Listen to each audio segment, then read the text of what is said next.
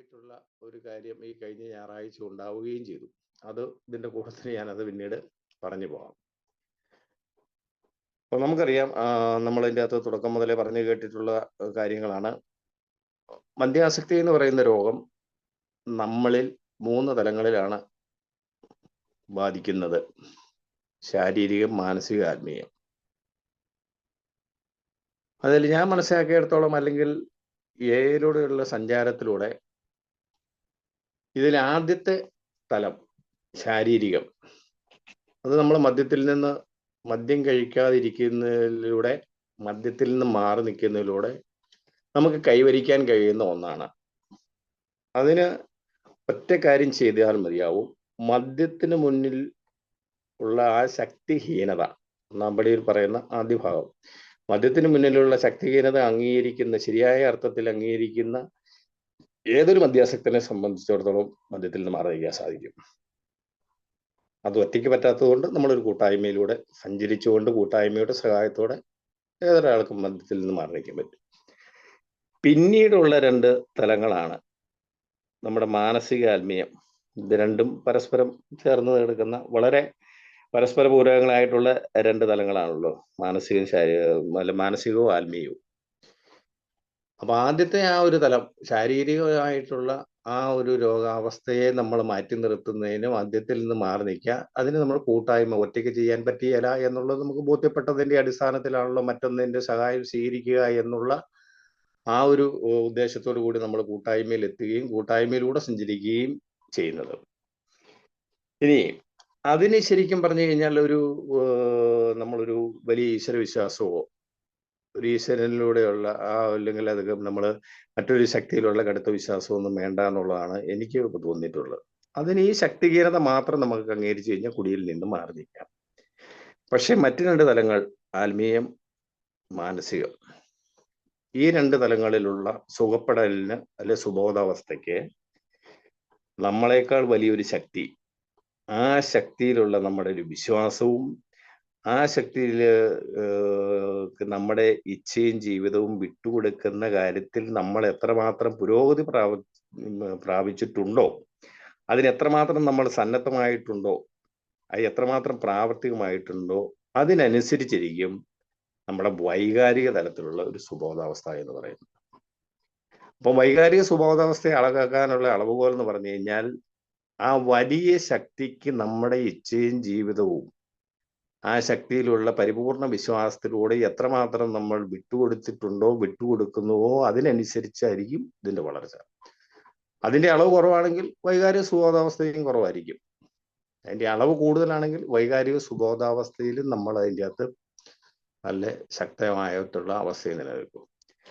പലപ്പോഴും സംഭവിക്കുന്നത്, നമ്മൾ ഈ ആദ്യ തലത്തിൽ മാത്രമുള്ള സുഖപ്പെടുത്തലും അതിനോടനുബന്ധിച്ച് വരുന്നതായിട്ടുള്ള ഭൗതികമായിട്ടുള്ള ചില സാഹചര്യങ്ങളിലെ ആ ഒരു വളർച്ചയും ഒക്കെ നമ്മുടെ ഈ കുടിയിൽ നിന്ന് മാറി നിൽക്കുന്ന, അല്ലെ നമ്മുടെ ഈ രോഗാവസ്ഥയിൽ നിന്ന് മാറി നിൽക്കുന്നതിൽ ഒരു പ്രധാനപ്പെട്ട ഒരു ഘടകമായിട്ട് കരുതി അതിൽ മാത്രം ഒതുങ്ങിക്കൂടുന്ന അവസ്ഥ ഉണ്ടാവുന്നു. അത് വളരെ അപകടകരമായ ഒരു കാര്യമാണ്. നമ്മുടെ ആ ഒരു സെറനിറ്റി പ്രേയറിൽ, അതായത് പ്രശാന്തതയുടെ ആ പ്രാർത്ഥനയെ പറയുന്നതിനാണ്, മാറ്റുവാൻ പറ്റാത്തവയെ സ്വീകരിക്കാനുള്ള പ്രശാന്ത മനസ്ഥിതി. അപ്പൊ എന്താണ് ഈ പ്രശാന്ത മനസ്ഥിതി എന്നുള്ളത്?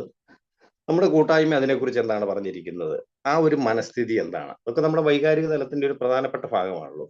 അതിനെക്കുറിച്ച്, ഈ പ്രശാന്തതയെക്കുറിച്ച് അല്ലെ പ്രശാന്ത മനസ്ഥിതിയെക്കുറിച്ച് നമ്മുടെ കൂട്ടായ്മ, അതായത് നമ്മുടെ സുബോധ ജീവിതം എന്ന് പറയുന്ന ആ പുസ്തകത്തിൽ പറഞ്ഞിട്ടുണ്ട്. പ്രശാന്തതയുടെ അർത്ഥം അത് ഞാനൊന്ന് വായിക്കാം. പ്രശാന്തതയുടെ അർത്ഥം അതൊന്നുമല്ലെന്ന് ഞങ്ങൾ മനസ്സിലാക്കി. അതായത്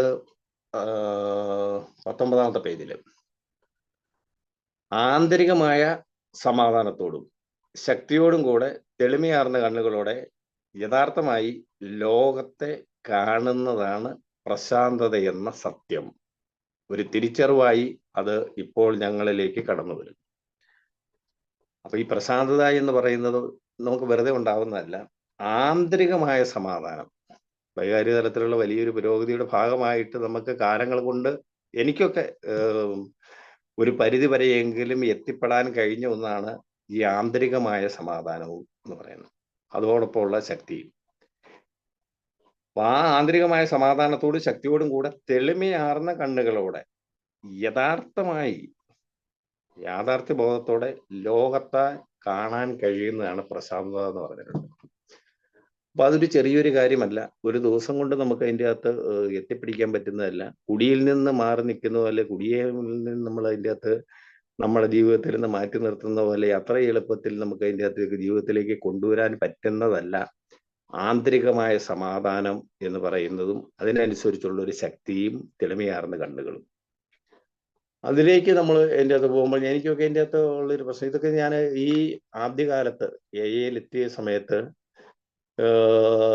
ശരിക്കും നമുക്ക് അതിൻ്റെ അകത്ത് മുന്നോട്ട് പോകുന്ന കാര്യങ്ങളിൽ എന്തൊക്കെ ചെയ്യേണ്ടതുണ്ട് എന്ന് എവിടെ നിന്ന് തുടങ്ങണമെന്നുള്ള ആ ചിന്തയിൽ നിന്ന് അന്നൊക്കെ വായിച്ച മനസ്സിൽ വളരെയധികം സ്പർശിച്ച ഒരു വാചകമായിരുന്നു അത്.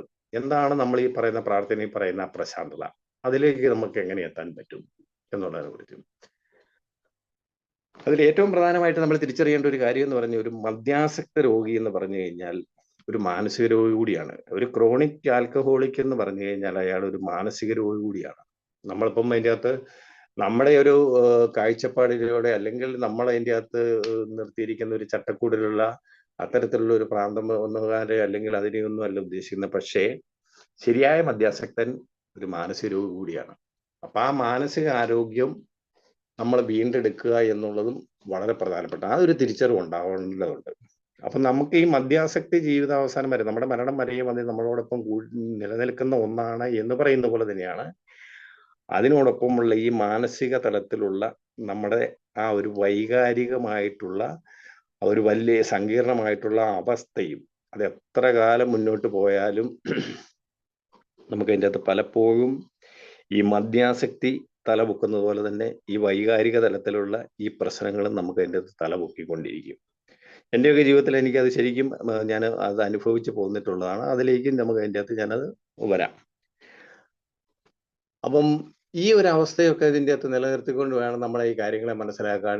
അതിലാദ്യമായിട്ട് ചെയ്യേണ്ടത്, എൻ്റെ അവസ്ഥ ഒരു മദ്യാസക്തൻ എന്നുള്ള നിലയിൽ എൻ്റെ അവസ്ഥ എന്താണ്, മാനസിക തലത്തിൽ ഒരു മാനസിക രോഗം എന്ന് പറഞ്ഞ ഒരു ചിത്തഭ്രമം ബാധിച്ച ഒരു നമ്മുടെ കാഴ്ചപ്പാടുള്ള ഒരു ഭ്രാന്തൻ എന്നുള്ള അർത്ഥത്തിലല്ല, ശരിക്കും ഇത് മാനസിക തലത്തിൽ ബാധിക്കുമ്പോൾ അതൊരു മാനസിക രോഗമായിട്ട് മാറുന്നുണ്ട്. അപ്പൊ ആ ഒരു തലത്തിലൊക്കെ നിന്നുകൊണ്ട് നമ്മൾ അതിൻ്റെ അകത്ത് മുന്നോട്ട് പോകണമെങ്കിൽ, ഇതിനൊക്കെ മാറ്റം വരുത്തണമെങ്കിൽ എന്ത് ചെയ്യണം? അതിലാദ്യമായിട്ട് ചെയ്യേണ്ടത് നമ്മുടെ കൂട്ടായ്മയെ നമ്മൾ അറിയുക എന്നുള്ളത് തന്നെയാണ്. നമ്മുടെ കൂട്ടായ്മ നമ്മൾ കൃത്യമായിട്ട് അറിയും. കൂട്ടായ്മ അറിയാനുള്ള ഏറ്റവും ഫലപ്രദമായ മാർഗം എന്ന് പറയുന്നത് കൂട്ടായ്മയിൽ നമ്മുടെ ആൽക്കഹോളിക്സ് അനോണിമസിന്റെ ലിറ്ററേച്ചറുകളിലൂടെയുള്ള സഞ്ചാരമാണ് നമ്മുടെ കൂട്ടായ്മ അറിയാനുള്ള ഒരു 90% ഫലപ്രദമായിട്ടുള്ള മാർഗം എന്ന് പറയും. മറ്റുള്ളതിനൊക്കെ വെറും 10% പോലും സ്വാധീനമുണ്ടെന്ന് എനിക്ക് തോന്നുന്നില്ല. അത് എൻ്റെ അനുഭവമാണ് കേട്ടോ പറഞ്ഞത്, പ്രത്യേകിച്ചും ഈ കാലഘട്ടത്തിൽ.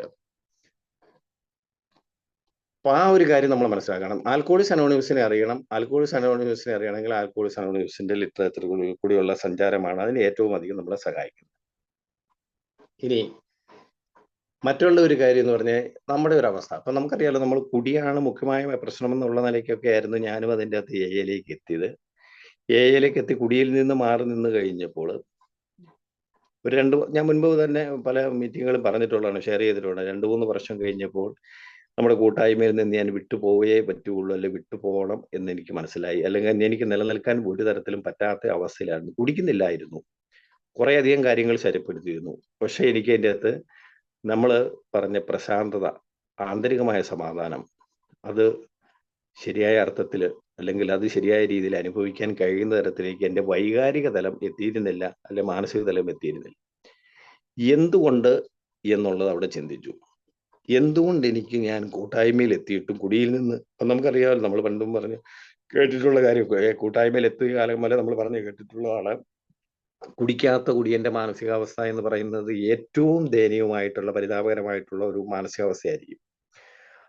ആ അവസ്ഥയിൽ കുടിക്കാതിരിക്കൽ മാത്രമല്ലായിരുന്നു കേട്ടോ, ഒരുപാട് കാര്യങ്ങൾ പ്രത്യക്ഷത്തിൽ നമുക്ക് അപകടകരമായിട്ടുണ്ടെന്ന് തോന്നി അല്ലെങ്കിൽ ശരിപ്പെടുത്തേണ്ടത് തോന്നിയ മുൻഗണനകൾ നൽകിക്കൊണ്ട് നമ്മൾ മാറ്റം വരുത്തേണ്ട കാര്യങ്ങൾ, അത് മാനസികമായിട്ട് നമ്മുടെ മനോഭാവത്തിലാവട്ടെ പ്രവൃത്തിയിലാവട്ടെ, ആ മാറ്റങ്ങളൊക്കെ വരുത്തിയിരുന്നു. ആ മാറ്റങ്ങൾക്ക് വിധേയമാവാൻ തയ്യാറായിരുന്നു. അതിനുവേണ്ടി ശക്തമായിട്ട് ശ്രമിച്ച് പ്രാവർത്തികമാക്കുകയും ചെയ്തിരുന്നു. എങ്കിലും ഒരു ഒരു പരിധിക്കപ്പുറമായിട്ടുള്ള ഒരു സമാധാനം ഉണ്ടാവുന്നില്ല. അങ്ങനെ ഒരു ഘട്ടത്തിൽ ഇതിൽ നിന്ന് വിട്ടുപോകേണ്ടി വരുമെന്ന് തോന്നുന്നു. പക്ഷെ വിട്ടുപോയിട്ടും പ്രത്യേകിച്ച് ഒന്നും ചെയ്യാനില്ല. കാരണം എന്താ കഴിഞ്ഞാൽ കുടിച്ചുകൊണ്ടിരുന്ന കാലഘട്ടത്തിൽ ഒരു മരണമോ ഒരു ആത്മഹത്യ പോലും പല ഘട്ടങ്ങളിലും ചിന്തിച്ച ഒരു ആത്മഹത്യയുടെ അത് നടപ്പാക്കാൻ തീരുമാനിച്ചതിന്റെ പിറ്റേ ദിവസമാണ് ഞാൻ ശരിക്കും പറഞ്ഞു കഴിഞ്ഞാൽ AA മീറ്റിങ്ങിൽ ആദ്യമായിട്ട് എത്തിപ്പെടുന്നത് 2013. അപ്പം അതുകൊണ്ട് വീണ്ടും കുടിയിലേക്ക് തിരിച്ചു പോകുക എന്നുള്ളത് മാത്രമല്ല, മരണത്തിലേക്കുള്ള ഒരു തിരിച്ചുപോക്ക് പോലും മുൻപുണ്ടായിരുന്ന അവസ്ഥയേക്കാൾ കൂടുതൽ പരിതാപകരമായിരിക്കും, സങ്കീർണമായിരിക്കും എന്നുള്ളത് കൊണ്ട് തന്നെ എങ്ങനെയും നിലനിന്നേ മതിയാവുള്ളൂ. അപ്പൊ ആ ആന്തരികമായിട്ടുള്ള ഒരു സമാധാനം അല്ലെങ്കിൽ ആ പ്രശാന്തത എന്തുകൊണ്ട് എനിക്ക് ലഭിക്കുന്നില്ല, അനുഭവിക്കാൻ കഴിയുന്നില്ല എന്നുള്ളിടത്താണ് ഈ രോഗത്തില് അല്ലെ നമ്മളെ ബാധിച്ചിരിക്കുന്ന ഏറ്റവും പ്രധാനപ്പെട്ട ആ ഒരു കാര്യത്തെക്കുറിച്ച് ഒരു തിരിച്ചറിവ് ഉണ്ടായത് അന്നേരമായിരുന്നു. അത് മറ്റൊന്നും ആയിരുന്നില്ല. ഞാൻ കുടിക്കുന്നില്ല. പ്രത്യക്ഷത്തിലുള്ള എൻ്റെ പ്രശ്നങ്ങൾ പരിഹരിക്കുന്നതിനുള്ള ശ്രമങ്ങൾ നടത്തിയിട്ടുണ്ട്, പ്രാവർത്തികമാക്കിയിട്ടുണ്ട്. അത് മറ്റുള്ള ആളുകളിൽ, പ്രത്യേകിച്ച് കുടുംബത്തിലും ഞാനുമായിട്ട് ചേർന്ന് നിൽക്കുന്ന ആളുകളിലും അത് പ്രതിഫലിച്ചു തുടങ്ങിയിട്ടുണ്ട്. അവരത് അനുഭവിച്ചു തുടങ്ങിയിട്ടുണ്ട്, ആസ്വദിച്ചു തുടങ്ങിയിട്ടുണ്ട്. അവർക്കത് വളരെ തൃപ്തികരവുമായിട്ടുള്ള ഒരു സമാധാനകരമായിട്ടുള്ള ഒരു അവസ്ഥയിലേക്ക് അവർക്കെത്താൻ പറ്റിയിട്ടുണ്ട്. എന്നാൽ ആന്തരികമായിട്ടുള്ള ആ ഒരു സമാധാനവും പ്രശാന്തതയും എനിക്കില്ല.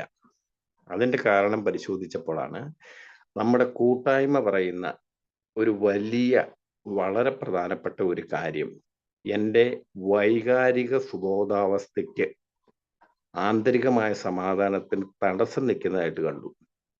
അല്ലെങ്കിൽ നമ്മുടെ വൈകാരിക സുബോധാവസ്ഥയെ തടസ്സപ്പെടുത്തുന്ന ഏറ്റവും പ്രധാനപ്പെട്ട ഒരു കാര്യമാണ് നമ്മളിൽ നിലനിൽക്കുന്ന ഡ്യുവൽ പേഴ്സണാലിറ്റി, ഇരട്ട വ്യക്തിത്വം. നമ്മുടെ കൂട്ടായ്മ അതിനെക്കുറിച്ച് പറയുന്നുണ്ട്. മിക്കവാറും മദ്യാസക്തരെല്ലാവരും ഒരു ഇരട്ട വ്യക്തിത്വം നയിക്കുന്ന വ്യക്തികളാണെന്നുള്ളവരും. ഞാൻ നമ്മുടെ കൂട്ടായ്മയിൽ എത്തുന്നതിന് മുൻപ്, അല്ലെ ആദ്യമായിട്ട് ഒരു തുള്ളി മദ്യം കഴിക്കുന്നതിന് മുൻപ്, അല്ലെങ്കിൽ അമിതമായിട്ടുള്ള കുടിയിലേക്ക് എത്തുന്നതിന് മുമ്പ്, എൻ്റെ കോളേജ് പഠന കാലത്ത് ആദ്യമായിട്ട് ആ കോളേജിലെ പ്രിൻസിപ്പളിൽ നിന്നാണ് ഞാൻ ഈ വാക്ക് കേൾക്കുന്നത്, ഡ്യുവൽ പേഴ്സണാലിറ്റി. അദ്ദേഹം എന്നോട് പറഞ്ഞൊരു വാക്കുണ്ട്. ഈ പഠിക്കുന്ന കാലത്ത് തന്നെ വളരെ വിദ്യാർത്ഥി രാഷ്ട്രീയവും കാര്യങ്ങളും ഒക്കെ ആയിട്ട് ബന്ധപ്പെട്ട് നിന്നുകൊണ്ട് പല പ്രശ്നങ്ങളിലും അന്നൊക്കെ കൊണ്ട് തലവെക്കുകയും പല ഘട്ടങ്ങളിലും സസ്പെൻഷനിലാവുകയൊക്കെ ചെയ്യുന്ന ഒരു സമയം ഉണ്ടായിരുന്നു. ആ സമയത്ത് അദ്ദേഹം പറഞ്ഞൊരു വാക്കുണ്ടായിരുന്നു 1987. ഇതിനൊക്കെ ഒരു ഡ്യുവൽ പേഴ്സണാലിറ്റി ആണെന്നുള്ളത് അദ്ദേഹം അന്ന് പറഞ്ഞത്. അന്ന് ഞാനത് അത്ര അതിന്റെ ആ ശരിയായ അർത്ഥം എനിക്ക് അതേ രീതിയിൽ മനസ്സിലാക്കാൻ പറ്റിയ ഒരു ഇരട്ട വ്യക്തിത്വമാണ് അദ്ദേഹം അതിൻ്റെ കൊണ്ട് അർത്ഥമാക്കിയെന്ന് എനിക്ക് മനസ്സിലായി. അതുകൊണ്ട് ഞാൻ ഈ വാക്ക് നേരത്തെ കേട്ടിരുന്നു. അതിനുശേഷമാണ് ഞാൻ ആദ്യമായിട്ട് മദ്യപിക്കുന്നതും പിന്നെ ഈ അമിത മദ്യാസക്തിയിലേക്ക് പോകുന്നതും നമ്മുടെ കൂട്ടായ്മയിലേക്ക് എത്തുന്നതും. അപ്പൊ ഞാനത് കഴിഞ്ഞപ്പോൾ ഈ അദ്ദേഹം അന്ന് പറഞ്ഞ, നമ്മുടെ കൂട്ടായ്മ പറഞ്ഞ ഈ ഡ്യുവൽ പേഴ്സണാലിറ്റി അല്ലേ എൻ്റെ വൈകാരിക സുബോധാവസ്ഥയ്ക്ക് തടസ്സമായി നിൽക്കുന്നത്. ആ ഒരു ഇരട്ട വ്യക്തിത്വം, എന്നെ പുറമേ കാണുന്ന ആളുകൾ എന്നെ പുറമേ അതിൻ്റെ അകത്ത് കണ്ടുകൊണ്ടിരിക്കുന്ന, അല്ലെ ഞാൻ പുറമേ കാണിക്കുന്ന ആ വ്യക്തിത്വവും എൻ്റെ ഉള്ളിൻ്റെ ഉള്ളിൽ എൻ്റെതായ മാനസിക വിചാരങ്ങളും അത്തരത്തിലുള്ള പ്രവൃത്തികളും അത്തരത്തിലൊരു ജീവിതവുമായിട്ട് ഞാൻ വളരെ കരുതലോടെ വളരെ ഗോപ്യമായി സൂക്ഷിച്ചു വെച്ചിരിക്കുന്ന എൻ്റെ പ്രത്യക്ഷത്തിലുള്ളതിനേക്കാൾ വലിയ ഭീകരമായ ഭീമാകാരമായിട്ടുള്ള മറ്റൊരു വ്യക്തിത്വ ഒരു ഡ്യുവൽ പേഴ്സണാലിറ്റിയെ എൻ്റെ ഉള്ളിൻ്റെ ഉള്ളിൽ നല്ല രീതിയിൽ ഞാൻ വളർത്തി വലുതാക്കി വെച്ചിട്ടുണ്ട് എന്ന് എനിക്ക് തിരിച്ചറിയാൻ പറ്റി. ആ ഒരു ഇരട്ട വ്യക്തിത്വം അല്ലെ എൻ്റെ ഉള്ളിൻ്റെ ഉള്ളിൽ ഞാൻ പുറമെ ആളുകളുടെ മുൻപിൽ വളരെ മാന്യതനാണെന്നും വളരെ എല്ലാ തരത്തിലും അതിൻ്റെ അകത്ത് അംഗീകരിക്കപ്പെട്ടവനാണെന്നും ഒക്കെ അതിൻ്റെ അകത്ത് വരുത്തി തീർക്കാൻ വേണ്ടി ശ്രമിച്ചപ്പോഴും എൻ്റെ ഉള്ളിൻ്റെ ഉള്ളിൽ ഞാൻ എന്താണെന്ന് കൃത്യമായിട്ട് എനിക്ക് ബോധ്യമുള്ള മറ്റൊരു വ്യക്തിത്വത്തെ ഞാൻ അതിൻ്റെ അകത്ത് മനസ്സിൽ വളർത്തിക്കൊണ്ട് വന്നിരുന്നു. അതെൻ്റെ പ്രത്യക്ഷത്തിലുള്ള ആ രൂപത്തിനേക്കാൾ വലിയ ഒന്നായിരുന്നു, വളരെ വലിപ്പമുള്ള ഭീകരമായിട്ടുള്ള മറ്റൊരു വ്യക്തിത്വമായിരുന്നു എൻ്റെ ഉള്ളിൽ നിലനിൽക്കുന്ന എനിക്ക് ബോധ്യപ്പെട്ടു. ആ വ്യക്തിത്വത്തിൽ എന്തെങ്കിലും മാറ്റം ഞാൻ കൂട്ടായ്മയിൽ എത്തിയതിന് ശേഷം ഉണ്ടായിട്ടുണ്ടോ എന്നുള്ള വളരെ സത്യസന്ധമായിട്ട് വലിയ ഒരു വിലയിരുത്തൽ. അത് പടികളൊന്നും അല്ലായിരുന്നു കേട്ടോ, 4-ാം പടിയൊന്നും അല്ലായിരുന്നു. ശരിക്കും ചെയ്തു കഴിഞ്ഞാൽ ആ വ്യക്തിത്വത്തെ ഒന്ന് വിലയിരുത്തുക. പ്രത്യക്ഷത്തിലുള്ള എൻ്റെ ഒരു പ്രശ്നമായിരുന്നുള്ള മദ്യപാനത്തെ നിലയിൽ മാറ്റി നിർത്തിയിട്ടുണ്ട്. ഉള്ളിലുള്ള ആ വ്യക്തിത്വത്തിന് എന്തെല്ലാം കാര്യങ്ങൾ ചെയ്തുകൊണ്ടിരിക്കുന്നു, അതൊക്കെ ഞാൻ കുടി അമിതമായതിന് ശേഷം തുടങ്ങിയതോ തുടർന്നതോ വളർത്തിയതോ പുതുതായി എത്തിപ്പെട്ടതോ ആയ കാര്യങ്ങളാണോ എന്ന് ഞാൻ വളരെ കൃത്യമായിട്ട് വിലയിരുത്തി. അപ്പം കുടി എന്ന് പറയുന്നത് ഒരു ചെറിയ കാലയളവ്, ഞാൻ അതിൻ്റെ അകത്ത് മുൻപ് പറഞ്ഞു പോയിട്ടുള്ളത് പോലെ ശരിക്കും പറഞ്ഞാൽ ഒരു 25-ാമത്തെ വയസ്സ് 24-ാമത്തെ വയസ്സിന്റെ ഒരു അവസാന ഘട്ടം മുതൽ ഒരു 38-40 വയസ്സിന്റെ അവിടം വരെ അതിൻ്റെ അകത്ത് അത്രയും കാലഘട്ടത്തിലേ കുടിച്ചിട്ടുള്ളൂ. അതിൽ അവസാനത്തെ ഒരു 4 വർഷം മാത്രമേ മോശപ്പെട്ട അവസ്ഥയിലേക്ക് പോയിട്ടുള്ളതായിരുന്നു. പക്ഷേ എന്നിലുള്ള ഇരട്ട വ്യക്തിത്വം ഒരുപാട് കാര്യങ്ങൾ എൻ്റെ ചെറുപ്പം മുതലേ അതിൻ്റെ അകത്ത് എൻ്റെ ഉള്ളിൽ കൊണ്ടു നടക്കുന്ന ആ കാര്യങ്ങൾ ആ വ്യക്തിത്വം വഹിക്കുന്നുണ്ട്, ചുമക്കുന്നുണ്ട്, അല്ലെങ്കിൽ തുടരുന്നുണ്ട്, പ്രാവർത്തികമാക്കുന്നുണ്ട് എന്ന് എനിക്ക് കൃത്യമായിട്ടും തിരിച്ചറിഞ്ഞു. അതിൽ ഏറ്റവും പ്രധാനമായിട്ടുള്ളത് നമ്മുടെ പറയാറുള്ള ജന്മവാസനകൾ, സ്വഭാവ വൈകല്യങ്ങൾ, സ്വഭാവ ദൂഷ്യങ്ങൾ, അത്തരത്തിൽ ശരിക്കും ഒരുപാട് കാര്യങ്ങൾ മദ്യാസക്തൻ എന്നുള്ള ആ ഒരു അവസ്ഥയിലേക്ക് ഞാൻ എത്തുന്നതിന് മുൻപേ തന്നെ എന്നിൽ ഉള്ളിൽ ആരംഭിക്കുകയോ വളരുകയോ അത് ഏറ്റക്കുറച്ചിലുകളോടെ വളരെ ശക്തമായിട്ട് നിലനിൽക്കുകയോ അതിലൂടെയൊക്കെ ഞാൻ സഞ്ചരിക്കുകയോ ചെയ്തുകൊണ്ടിരുന്നു. എൻ്റെ കുടിയിൽ നിന്നുള്ള മാറി നിൽക്കലിലൂടെ അല്ലെങ്കിൽ കുടിയിൽ നിന്ന് മുടി ഞാൻ മാറ്റി നിർത്തിയപ്പോൾ ഈ പറയുന്ന എൻ്റെ ഉള്ളിലുള്ള വ്യക്തിത്വത്തിൽ ഞാൻ വളരെ ഗോപ്യമായി വളരെ രഹസ്യമായിട്ട് സൂക്ഷിച്ചിരിക്കുന്ന ആ വ്യക്തിത്വം ഇതെല്ലാം എത്തിയതിന് ശേഷവും തുടർന്നുകൊണ്ടിരിക്കുന്നു എന്നെനിക്ക് മനസ്സിലായി. പല കാര്യങ്ങളും ഞാൻ അതിൻ്റെ അകത്ത് ചെയ്തിരുന്നു, ചെയ്യാൻ പാടില്ലാത്ത പല കാര്യങ്ങളും അതിൻ്റെ അകത്ത് ചെയ്തുകൊണ്ടേയിരുന്നു. മനസാക്ഷിക്ക് വിരുദ്ധമായിരുന്നു. ഞാനത് കുടിക്കുന്ന സമയത്തോ അല്ലെങ്കിൽ കുടിക്കുന്ന സമയത്തോ എന്നുള്ള ന്യായീകരണത്തിലേക്കൊന്നും പോകുന്നില്ല. അത് ചെയ്ത കാലഘട്ടത്തിലൊക്കെ അതിനകത്ത് വ്യക്തമായിട്ടുള്ള ന്യായീകരണങ്ങളിലൂടെ വഴിവിട്ട സ്വഭാവ ദൂഷ്യങ്ങളുടേതായ കുറേ അധികം കാര്യങ്ങളിലൂടെ ഈ കുടിയിലേക്ക് വരുന്നതിന് മുമ്പ് സഞ്ചരിച്ചിരുന്നു. എത്തിയതിന് ശേഷവും ഞാൻ തുടർന്നു. പക്ഷെ എത്തി എൻ്റെ മനോഭാവത്തിലൊക്കെ ചെറിയ മാറ്റങ്ങളൊക്കെ വന്നു തുടങ്ങി കഴിഞ്ഞപ്പോൾ ജീവിതത്തിൽ അല്ലെങ്കിൽ പലതും ഞാൻ എൻ്റെ പല കാര്യങ്ങളും ഇനി അങ്ങോട്ട് മാറ്റേണ്ടതുണ്ട് എന്നുള്ളത് എൻ്റെ പ്രവൃത്തിപഥത്തിലേക്ക് കൊണ്ടുവന്ന് തുടങ്ങി കഴിഞ്ഞപ്പോൾ ഞാൻ ഈ ചെയ്യുന്ന പല കാര്യങ്ങളിലും എനിക്ക് മനസാക്ഷിക്കുത്തുണ്ടാക്കാൻ തുടങ്ങി. അതായിരുന്നു എൻ്റെ ആ സമാധാനക്കേടിന്റെ മുഖ്യമായിട്ടുള്ള പ്രശ്നം. അപ്പം ഞാൻ അതിൻ്റെ അകത്ത് ശരിക്കും ഒരു ഏലൊക്കെ എത്തി 2-3 വർഷം, ഒരു 3 വർഷത്തോളവും ഞാൻ പറഞ്ഞല്ലോ ഈ വ്യക്തിത്വം കൈകാര്യം ചെയ്തുകൊണ്ടിരുന്നതായ സ്വഭാവ ദൂഷ്യത്തിൻ്റെതായ ജന്മവാസനകളുടേതായ സ്വഭാവ വൈകല്യങ്ങളുടേതായ കാര്യങ്ങളൊക്കെ തുടർന്നുകൊണ്ടേയിരുന്നു. അതിനെയൊന്നും മാറ്റി നിർത്താൻ തയ്യാറായിരുന്നില്ല. അതിനെയൊക്കെ ഞാൻ എൻ്റെ മനസ്സിൽ വല്ലാതെ താലോലിച്ചുകൊണ്ടിരുന്നു. അങ്ങനെ ഒരു ഘട്ടത്തിൽ ഒരു 3 വർഷമൊക്കെ കഴിഞ്ഞപ്പോൾ ഒരു ദിവസം അത്തരത്തിലൊരു പ്രവൃത്തിയുടെ ഭാഗമായിട്ട് ഞാൻ അതിൽ നിന്നൊക്കെ കഴിഞ്ഞ് ഞാൻ ശരിക്കും വീട്ടിലേക്കുള്ള തിരിച്ചുള്ള യാത്രയിൽ എനിക്കത് മുൻപൊരിക്കലും ഉണ്ടാവാത്ത രീതിയിലുള്ള ഭയങ്കരമായൊരു കുറ്റബോധം, കടുത്തൊരു കുറ്റബോധം ഉണ്ടായി. അപ്പം ശരിക്കും ഞാൻ ഒരു കോട്ടയം അപ്പറയാണ് അന്നേരം സമയത്ത്. ഇവിടെ എൻ്റെ വീടിൻ്റെ ഇവിടുന്ന് കൂത്താട്ടുകുളത്ത് നിന്ന് ഏകദേശം ഒരു 45 കിലോമീറ്ററിന് അപ്പുറയിൽ നിന്നാണ് ഞാൻ ഇങ്ങോട്ട് യാത്ര ചെയ്ത് വീട്ടിലേക്ക് വരുന്നത്. അപ്പം 2 കാര്യങ്ങളായിരുന്നു എനിക്കുണ്ടായത്. ഭയങ്കരമായിട്ടുള്ള ഒരു കുറ്റബോധം എൻ്റെ മനസ്സിലൂടെ കടന്നു പോയിക്കൊണ്ടിരിക്കുന്നു. വീട്ടിലേക്ക് എത്തിക്കഴിഞ്ഞപ്പോൾ മുൻപ് എന്നത്തെക്കാളും ഉപരിയായിട്ട് ഭാര്യയെ ഫേസ് ചെയ്യാൻ ഒക്കെ ഉള്ള വല്ലാത്തൊരു വിഷമം. അപ്പൊ ഏതെങ്കിലും ഒരു ഘട്ടത്തിൽ ഈ 45 കിലോമീറ്ററിനുള്ളിൽ എവിടെയെങ്കിലും വെച്ച് ഞാൻ ഇറങ്ങി കുടിച്ചു പോകുമോ എന്ന് പോലും ഞാൻ ചിന്തിക്കുന്ന തരത്തിലേക്ക് എൻ്റെ മാനസികാവസ്ഥ വന്നു. കുറ്റബോധം എന്നെ എത്തിച്ചു. ഞാൻ പിന്നെ ഒന്നും ചെയ്തില്ല. ഞാൻ വീട്ടിലേക്ക് വന്നിട്ടൊന്ന് ഒന്ന് ഫ്രഷ് ആയിട്ട് ഞാൻ അപ്പോൾ തന്നെ വളരെ നേരത്തെ 6 മണിക്ക് തുടങ്ങേണ്ട ഒരു മീറ്റിങ്ങിന് ശരിക്കും വീട്ടിൽ തങ്ങാൻ പറ്റാത്ത എന്ന് പറഞ്ഞാൽ അത്തരത്തിലുള്ള ഒരു കുറ്റബോധവും ഭാര്യയെ വിവരിക്കാനൊക്കെയുള്ള ഒരു വിഷമവും വെച്ചുകൊണ്ട് തന്നെ ഞാൻ മീറ്റിങ്ങിലേക്ക് പോയി. ആ മീറ്റിങ്ങിൽ പോയി ശരിയായ രീതിയിൽ അവിടെ മനസ്സ് തുറന്ന് ഞാനത് സംസാരിക്കുകയും ചെയ്തതിന് ശേഷമാണ് എനിക്ക് ഒരു അല്പമെങ്കിലും ഒരു ശാന്തതയും സമാധാനവും വന്നത്. പിന്നെ അതിനുശേഷം തുടർന്ന് ഇങ്ങോട്ട് അത്തരത്തിലുള്ള ഒരു കാര്യങ്ങളിലേക്ക് ഞാൻ അതിൻ്റെ അകത്ത് പിന്നെ ബന്ധപ്പെട്ടിട്ടില്ല. അത് എൻ്റെ ആ ഒരു വൈകാരിക അല്ലെങ്കിൽ ആന്തരികമായ സമാധാനത്തെ രൂപപ്പെടുത്തുന്നതിൽ അല്ലെങ്കിൽ പുരോഗതി ഉണ്ടാക്കുന്നതിൽ പിന്നീട് ഞാനത് ഏർപ്പെട്ടിട്ടില്ല എന്നുള്ളത് എനിക്ക് വലിയധികം സഹായകമായിട്ടുണ്ട്. പക്ഷെ ഇപ്പോഴും ഈ നിമിഷവും ഈ നമ്മുടെ ഈ ചിന്തകൾ വളരെ കുഴപ്പം പിടിച്ച ഒന്നാണല്ലോ. നമ്മുടെ കൂട്ടായ്മ തന്നെ പറയുന്നുണ്ടല്ലോ, ഈ അഡിക്ഷൻസ് തന്നെ. അതേ മദ്യത്തിലുള്ള അടിമത്തം പോലെ തന്നെയാണ് ചിന്തകളിലുള്ള നമ്മുടെ അടിമത്തവും. ഈ അഡിക്ഷൻ തിങ്കിങ്, ചിന്തകളിലുള്ള അടിമത്തം.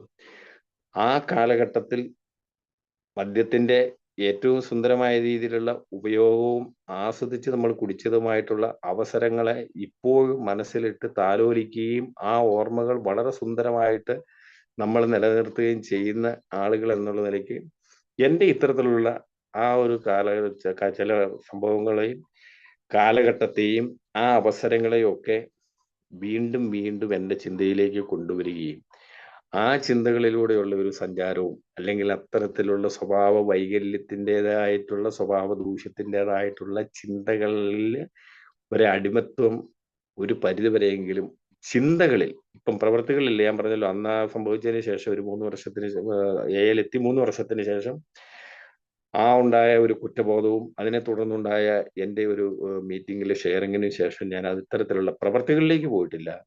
പക്ഷെ എൻ്റെ ചിന്തകളിൽ ഇപ്പോഴും അത്തരത്തിലുള്ള കാര്യങ്ങൾ കടന്നു വരുന്നുണ്ട് എന്നുള്ളതാണ് ഒരു സത്യം.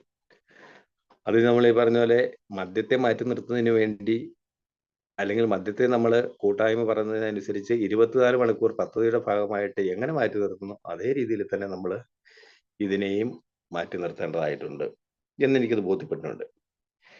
എന്തായാലും ആ ഒരു വളരെ പ്രധാനപ്പെട്ട എൻ്റെ ഇരട്ട വ്യക്തിത്വത്തിന്റെ ഭാഗമായിട്ട് ഞാൻ കൊണ്ടു നടന്നിരുന്ന സ്വഭാവ ദൂഷ്യങ്ങളുടേതായ, സ്വഭാവ വൈകല്യങ്ങളുടേതായ ആ വലിയ തരത്തിലുള്ള പ്രവർത്തനങ്ങളെ അല്ലെങ്കിൽ ആ രീതികളെയും ഞാനത് മാറ്റി നിർത്തിയതിലൂടെ ആ സമാധാനത്തിൻ്റെതായ ഒരുപാട് മുന്നോട്ട് പോക്കിന് വിധേയനാകാൻ എനിക്ക് കഴിഞ്ഞു എന്നുള്ളതാണ് ഒരു കാര്യം. പിന്നീട് ഞാൻ അതിൻ്റെ അകത്ത് ചെയ്ത് കഴിഞ്ഞു കഴിഞ്ഞാൽ ഈ ഏതെല്ലാം കാര്യങ്ങളാണ് നമ്മുടെ ഇതിൻ്റെ അകത്ത് ഈ പുരോഗതിക്കുള്ള തടസ്സം നിൽക്കലിന് കാര്യം. അതില് ഈ മദ്യപാനം ഒഴികെ ബാക്കിയുള്ള കാര്യങ്ങളെ കണ്ടെത്തുന്നതിനും തിരിച്ചറിയുന്നതിനും ബോധ്യപ്പെടുന്നതിനും തിരുത്തുന്നതിനും തയ്യാറാകുന്നതിന്റെ ഭാഗമായി ഏറ്റവും പ്രധാനപ്പെട്ട ഒരു ഭാഗത്തിന്റെ കാര്യത്തില് ഒരു പരിഹാരം കണ്ടെത്തിയതിലൂടെ വലിയ ഒരു പുരോഗതി മാനസിക തലത്തിൽ, വൈകാരിക തലത്തിൽ ഉണ്ടാക്കാൻ കഴിഞ്ഞു. അപ്പോൾ ഞാൻ പറഞ്ഞല്ലോ, ഇപ്പോഴും ഇതിന്റെ ഒരുപാട് ബാക്കി നിൽക്കുന്നുണ്ട് അത്തരം ചിന്തകൾ. അതും ഞാനത് തിരിച്ചറിയുന്നുണ്ട്. ഇനി ഈ പുരോഗതിയുടെ ഒക്കെ കാര്യത്തിൽ, അല്ലെങ്കിൽ നമ്മൾ ഇതിന്റെ ഈ തുടക്കം, അല്ലെങ്കിൽ നമ്മൾ ഈ നമ്മുടെ 68ാമത്തെ പേജില്, ബിഗ് ബുക്കിന്റെ 68ാമത്തെ പേജില് ഇതെങ്ങനെ പ്രവർത്തിക്കുന്നുള്ളതിന്റെ അവസാന ഭാഗത്ത് ഒരു കാര്യം പറഞ്ഞിരിക്കുന്ന ഒരു കാര്യമുണ്ട്. ഞങ്ങളുടെ കഴിഞ്ഞകാല സ്വഭാവം ഞങ്ങൾ പുനഃപരിശോധിച്ചു. എവിടെയാണ് ഞങ്ങൾ സ്വാർത്ഥരും സത്യസന്ധതയില്ലാത്തവരും പുറന്തള്ളപ്പെട്ടവരുമായത്? ആരെയൊക്കെയാണ് ഞങ്ങൾ മുറിവേൽപ്പിച്ചത്? ഞങ്ങൾ അന്യായമായ അസൂയയും സംശയവും പരുഷ സ്വഭാവമുള്ളവരായിരുന്നില്ലേ? ഞങ്ങൾക്കെവിടെയാണ് തെറ്റ് പറ്റിയത്? മറിച്ച് എന്ത് ചെയ്യാനാകുമായിരുന്നു? ഈ കാര്യങ്ങളൊക്കെ അത് വീണ്ടും വീണ്ടും ഞാൻ വായിക്കുകയായിരുന്നു. എവിടെയാണ് ഇതിൻ്റെ അകത്തൊക്കെ ഈ കുഴപ്പങ്ങൾ ഉണ്ടായത്? അതല്ലെങ്കിൽ സമാധാനം നഷ്ടപ്പെട്ടു തുടങ്ങിയത്, അല്ലെങ്കിൽ താൽക്കാലികമായിട്ടുള്ള ആ കേവലമായിട്ടുള്ള ആ ഒരു സന്തോഷവും സമാധാനത്തിലും കണ്ടെത്തുന്നതിന് വേണ്ടിയുള്ള പ്രവർത്തനങ്ങളിലൂടെയുള്ള സഞ്ചാരമല്ലേ മനസ്സിന്റെ സന്തോഷവും സമാധാനവും നമുക്ക് അതിൻ്റെ അകത്ത് നഷ്ടപ്പെടുത്തി കളഞ്ഞത് എന്നുള്ളത് തിരിച്ചറിഞ്ഞു. അതിനനുസരിച്ചുള്ള പ്രവർത്തനം എന്ന് തോന്നുന്നു. ഇനിയും പിന്നെയുള്ളത്, ഇതൊക്കെ നമുക്ക് സാധ്യമാവണമെങ്കിൽ ഞാൻ ആദ്യം പറഞ്ഞതുപോലെ തന്നെ അതിനുള്ളൊരു കാര്യമുണ്ടല്ലോ, മദ്യത്തിൽ നിന്ന് മാറി നിൽക്കലിന് ആ ശക്തിഹീനത മാത്രം നമ്മൾ അംഗീകരിച്ചാൽ മതി. അതിന് ഈശ്വരവിശ്വാസം വേണ്ടതില്ല, അല്ലെങ്കിൽ അതിലേക്കൊന്നും എത്തിപ്പെടണമെന്ന് നിർബന്ധമില്ല എന്ന് എനിക്ക് മനസ്സിലായിട്ടുണ്ട്. അല്ലെങ്കിൽ എൻ്റെ ജീവിതത്തിൽ അത് ആ രീതിയിലാണ് ആദ്യകാലത്ത് ഫീൽ ചെയ്യപ്പെടുന്നത്. കാരണം ആ ശക്തിഹീനത കൂട്ടായ്മയിൽ എത്തുന്നതിന് മുമ്പ് തന്നെ ഉൾക്കൊണ്ടുകൊണ്ട് തന്നെയായിരുന്നു ഞാൻ അതിൻ്റെ അകത്ത് ആദ്യ മീറ്റിങ്ങിൽ തന്നെ എത്തിയത്. അതുകൊണ്ട് വീണ്ടും ഒരു കൂടി അതിനെക്കുറിച്ച് ചിന്തിക്കാൻ കഴിയാത്ത വിധം ശക്തിഹീനനാണെന്ന് ആദ്യം തന്നെ ബോധ്യപ്പെട്ടു. പിന്നെ ബാക്കിയുള്ള കാര്യങ്ങൾക്ക് ഇപ്പൊ ഞാൻ ഈ പറഞ്ഞ എന്നിലുള്ള ഇരട്ട വ്യക്തിത്വം, ആ ചിന്തകളിലുള്ള അടിമത്വം, അതുപോലെ തന്നെ മദ്യപാനത്തിന് മുൻപേ